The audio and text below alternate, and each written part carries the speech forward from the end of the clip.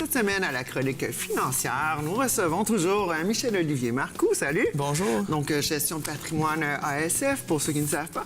Donc, aujourd'hui, tu nous parles des différentes sources de revenus à la retraite. Ça, c'est, je pense, un sujet qui est tabou pour certains et pour d'autres, est sujet de très longue controverse. Exactement. Puis ça, il faut en parler, justement, c'est important. Peu importe l'âge qu'on a, le but, en fait, de travailler, c'est de prendre sa retraite. En bout de compte, c'est pour ça qu'on travaille. Bien vivre, puis prendre sa retraite pour mieux vivre encore. Exactement. D'accord. Donc, je pense que c'est important d'en parler, surtout que de plus en plus, on prend notre retraite plus jeune, puis on vit de plus en plus vieux. Donc, la période de retraite est de plus en plus longue. Donc, c'est important de bien la planifier. Comment qu'on va subvenir à nos besoins, comment qu'on va payer nos factures, puis comment qu'on va pouvoir avoir le rythme de vie qu'on souhaite à la retraite. Est-ce qu'on souhaite voyager? Est-ce qu'on souhaite apprendre des nouvelles choses, des nouvelles langues? Donc, c'est important de bien le planifier. Ces valeurs intrinsèques, c'est quoi? Qu'est-ce que j'ai le goût de faire à la fin? Exactement. Okay. Et il y en a plusieurs sources de retraite, puis c'est important de les nommer pour qu'on puisse un peu savoir, OK, ça va être une de mes sources de retraite, de revenus à la retraite, exactement.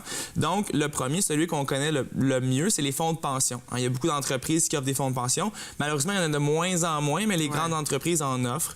En fait, un fonds de pension, c'est sous forme de rente. On reçoit un chèque à chaque mois, dépose dans notre compte, tout dépendant. C'est généralement le genre de truc qu'on a passé une vie complète dans une entreprise. C'est ça. Ça vient avec les bénéfices sociaux. C'est ça, tout à fait. Il y en a de moins en moins, puis ceux qui existent sont de moins en moins généreux, malheureusement, parce que, justement, vu qu'on vit plus vieux, les régimes de retraite ne peuvent pas subvenir aux... Mathématiquement, ça arrive plus. Exactement. Là. Surtout qu'il y a des gens qui prennent la retraite, qui sont plus longtemps à la retraite quasiment qu'ils travaillent. Donc là, ça ne fonctionne pas pour les gros fonds de pension. Les fonds de pension, il y a deux types pour les nommer. Il y a les fonds de pension à prestations déterminées. Donc, on sait exactement quel montant qu'on va avoir. Et ça, il y en a de moins en moins parce que, justement, c'est difficile de prévoir dans 30-40 ans, ça va être quoi le revenu sur le montant? Tout à fait. De promettre que dans toutes les 40 prochaines années de votre vie ou les 30 prochaines années à la retraite, vous allez toujours recevoir ce montant-là. Mathématiquement, ça s'en vient difficile. Est-ce que ça coûte plus cher si je voulais une option comme ça? Ça coûte pas nécessairement plus cher. Ça dépend vraiment des entreprises, des fonds de pension qui l'offrent. Ce qu'on retrouve de plus en plus, c'est les cotisations déterminées. Donc, on sait exactement combien on cotise, mais on ne sait pas combien on va avoir en bout de ligne. Ça va dépendre. Ça, c'est surprise un peu, non? C'est un peu des surprises. Un peu bizarre, c'est un peu difficile, puis c'est là qu'il faut avoir justement d'autres sources de retraite parce que peut-être qu'à la fin, on va avoir moins qu'on pensait. Ça, c'est la première grosse source de revenus à la retraite. Le deuxième, c'est maintenant, vu qu'il n'y a pas beaucoup de fonds de pension, il y a beaucoup de REER collectifs, de RVER. Ça, c'est un nouvel... L'abréviation de... Régime volontaire d'épargne retraite, le RVER. Et le REER, ça, c'est le régime enregistré d'épargne retraite. C'est quoi la différence principale? En fait, un REER collectif, c'est un peu plus flexible. Souvent, les RVER vont offerts par des compagnies d'assurance. Et moi, j'encourage plus le REER collectif parce que c'est plus avantageux souvent pour les employeurs et il y a un petit peu plus de flexibilité pour les employés. Donc ça, c'est le... Parce que c'est plus gros. En fait, c'est juste le type de placement dans lequel on va aller et puis la structure comme telle, dans le fond. Fait que ça, c'est la deuxième grosse source. C'est un programme qui a été mis sur pied par le gouvernement dans les dernières années pour justement que les gens mettent de l'argent de côté de plus en plus. Fait que ça, c'est la deuxième grosse source qui va commencer de plus en plus populaire avec les années. Après ça, on va au niveau des régimes des gouvernements. Donc, on a le régime des rentes du Québec, la RRQ, que tout travailleur qui travaille au Québec va cotiser au fil des années. Fait que ça peut être un petit montant. En bon québécois, le chèque de pension. Le chèque de pension, exactement. Et ça, c'est au niveau des prestations mensuelles qu'on reçoit au niveau du gouvernement du Québec. Il y a aussi... C'est pas assez pour vivre là-dessus, par contre. Probablement pas. Là, si on regarde la Sécurité de vieillesse et RRQ, donc Sécurité de vieillesse, qui est le gouvernement du Canada, ça ressemble des fois au maximum. Puis là, ça dépend toujours d'une année à l'autre. Ça va augmentant, mais c'est des fois 13 000 par année, ce qui n'est pas beaucoup. 13-14 000, tout dépendant combien de temps on a cotisé, tout ça. Donc, c'est pas souvent assez pour que les gens... Exactement. Donc, on a le gouvernement du Québec, RRQ, Sécurité de vieillesse, gouvernement fédéral. Donc, ça, c'est les programmes publics qu'on a, que tout le monde a droit si on a cotisé, si on a travaillé pendant plusieurs années. Après ça, il reste deux petites sources de revenus.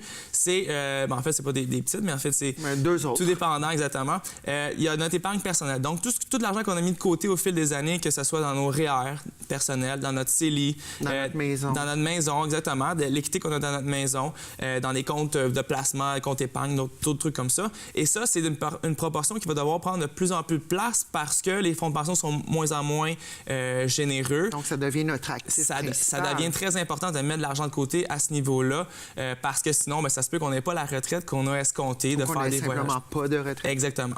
Et la dernière source, qui est de plus en plus populaire aussi, que je remarque auprès de mes clients qui sont investisseurs. Puis pas juste parce qu'ils manquent de fonds, c'est surtout aussi parce que des fois, ils veulent se garder actifs, c'est de continuer à travailler à temps partiel. Donc, on prend notre retraite, on a notre pension et on se garde un petit job-in temps partiel, que ça soit un hobby, exactement. Job le fun, Exactement, une passion. C'est ça qui nous garde actifs cérébralement, qui nous fait voir des gens, qui nous garde une certaine vie sociale, puis aussi qui fait un petit revenu de plus, qui peut être le fun pour soit subvenir à nos besoins si notre épargne précédemment n'était pas assez suffisante, ou juste pour nous gâter un petit peu, puis que ça nous permet de se gâter, ça, justement, de se gâter, de faire des voyages, d'offrir un peu de cadeaux à nos êtres aimés, tout ça. Fait que ça, c'est toutes vraiment les formes de sources de revenus à la retraite. Il y en a plusieurs, comme j'ai pu plusieurs nommer. Revenus exactement, qui sont possibles, exactement. Il faut choisir un petit peu vers quel on va aller. Évidemment, l'idéal, c'est d'en combiner le plus possible, si on le peut, pour avoir une retraite la plus confortable possible. Et il faut penser que c'est ça, qu'on va vivre de plus en plus vieux.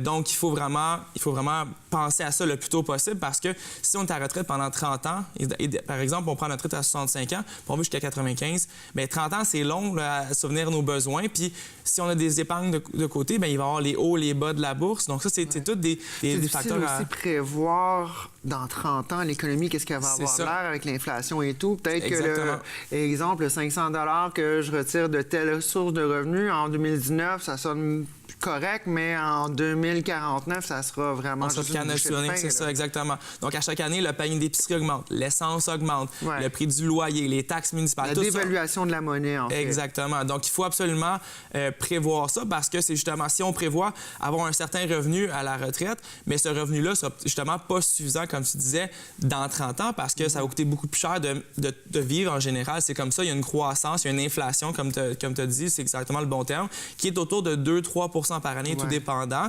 Fait qu'il faut se dire que au minimum, il faut mettre 3 % de côté pour arriver flush. Bien, en fait, de rendement, idéalement, c'est ça, parce que sinon, on perd... Exactement. On perd un peu de sous au change. Si on garde l'argent dans notre compte bancaire, c'est là qu'on perd. Pas pour nous. Exactement. Elle ne travaille pas pour nous, puis on s'appauvrit, en fait, parce que si l'inflation est de 2-3 % puis nous, on fait 0 % sur notre argent, bien, on a un moins gros pouvoir d'achat. Donc ça, c'est un peu l'importance de penser à ça, parce que ça peut paraître simple, puis on peut se fier seulement au régime public, mais ça sera peut-être pas assez. Donc, c'est important. Cette époque est finie. Exactement, malheureusement.